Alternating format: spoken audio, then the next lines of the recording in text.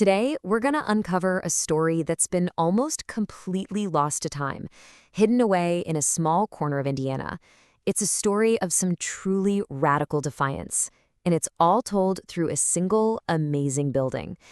All right, let's get into it. So, this building, Eleutherian College, it's our key. Seriously, think of it like the actual Rosetta Stone that helped us decipher ancient Egyptian. Well, this college, it helps us read a really complex and challenging chapter of American history, a chapter that shows how even in a so-called free state, the fight for basic equality was a dangerous daily battle. So where does this all begin? Well, we have to go back to the middle of the 19th century, when a truly audacious idea started to take root in the rolling hills of southern Indiana. The founders named their school the Eleutherian Institute. It comes from the Greek word eleutheros. And that wasn't just some fancy classical name. It was a declaration right from the very start. This place wasn't just about reading and writing.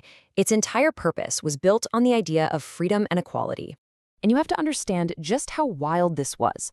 This wasn't happening in some abolitionist hub like Boston. Nope.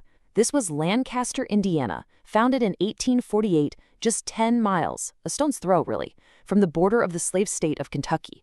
And its mission to educate everyone, no matter their race or their gender. That included people who had just bought their freedom and even those who had escaped slavery. It was the very first college of its kind in Indiana, a lonely beacon of integration in what was a deeply, deeply hostile environment. To really get how radical Eleutherian College was, we need to talk about the legal landscape it was up against. You see, Indiana was a free state in name, but the reality on the ground, well, that was something else entirely. Just look at this timeline. It tells a story. Indiana's first constitution in 1816 had this beautiful promise of education for all. But that promise was just dismantled, piece by piece. By 1837, the law was changed to explicitly kick Black residents out of township schools. Then, in 1843, they made it official. Public schools were for white children only.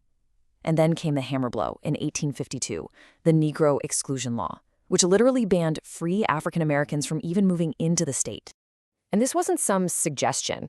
The law had serious teeth. This quote from the actual statute shows that it was illegal to even hire or encourage a Black person who arrived after 1851 to stay in Indiana.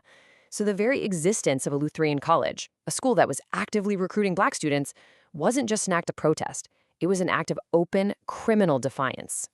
And the penalty for breaking this law? It could be up to $500. Now, that might not sound like a lot today, but in the 1850s, that was an absolute fortune. For most people, that was more than they'd earn in an entire year. This wasn't a slap on the wrist. It was a threat designed to crush anyone who supported Black residents. So who in the world would dare to build a school like this in such a hostile place? Well, the answer lies with a small but incredibly determined community of abolitionists. This wasn't some spontaneous thing. It was organized. The Neels Creek Anti-Slavery Society, formed way back in 1839, was the heart of this resistance. They were mostly Baptists who'd come from New England, and for them, fighting slavery was a moral, religious duty. And they weren't just talking about it, they were a key stop on the Underground Railroad, risking everything to help people escape slavery. For them, starting a school wasn't just a nice idea, it was the next logical act of defiance. And the danger they were in was absolutely real. Their actions provoked a violent response. In 1850, as a direct retaliation against the college and its mission, arsonists burned down 3 houses that were being built for incoming Black students and their families. So yeah, this wasn't just a legal fight, it was a physical one too. But here's the incredible part. They did not back down. After the state's exclusion laws came into force, the authorities came after them. The school's own principal, a man named John G. Craven, was arrested and prosecuted for harboring Negroes. But even facing legal persecution and violence, the community and the college stood their ground. The impact of this place is really best understood not through abstract ideas, but through the actual lives it changed. And there is no better example than the story of one remarkable student, Moses Broyles. The life story of Moses Broyles is just astounding. He was born into slavery, but he was determined to be free. By 1854, he had somehow managed to purchase his own freedom for $300. And the first thing he did, he sought the one thing he'd been denied his entire life, an education. He found it at Eleutherian College, and what he did next would literally shape the future of civil rights in Indiana. His transformation was just profound. People who knew him said that when Broyles first arrived, he was bashful and diffident. He apparently suffered from choking spells whenever he tried to speak in public. But that college forged him into a leader. He became a forceful, eloquent speaker, a pastor who grew his church in Indianapolis from just 30 members to over 600, and a fierce activist who fought to integrate the city's high schools. And you don't have to take my word for it. As Dr. W.T. Stott, a college president, later said, the Eleutherian Institute would have justified its entire existence, all the risk, all the cost, if it had done nothing more than educate that one man. That's the scale of its impact, all seen in the legacy of Moses Broyles. So, let's bring it all together. What does this forgotten school in the middle of nowhere, Indiana, really tell us today?